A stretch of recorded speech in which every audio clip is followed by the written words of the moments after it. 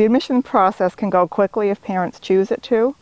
Sometimes parents are using Elan as a backup to something else that they hope works, and it may, or it may not.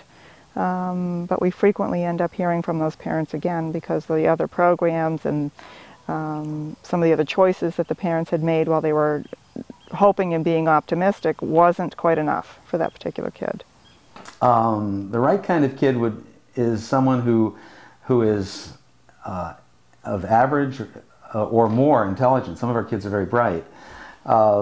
Who can make cause and effect connections, who may be on medication but probably does not truly need it.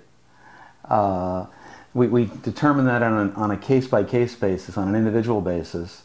That's essentially someone who has been making bad choices, who may have been involved in the psychiatric system, but doesn't seem really severely disturbed. Although some of our kids have that, some of our kids do have that label attached to them. You know, when kids come into my office for admission and I'm processing their paperwork, I look at them and their eyes are so empty and so blank. They are so out of touch with who they are and what they are capable of accomplishing.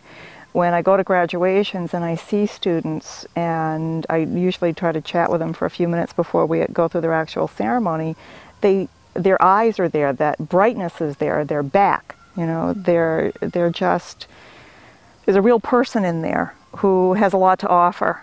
And Elan does things a little differently, more of an emphasis on integrity, honesty, accountability, wellness kind of a model rather than a psychiatric or illness model.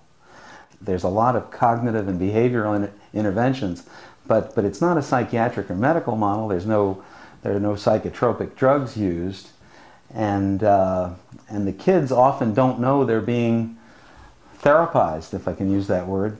Usually we're working with changing character and with our students, and the components that have gone into that often negative character, dishonesty or a lack of integrity or lack of confidence, have taken many years to build up.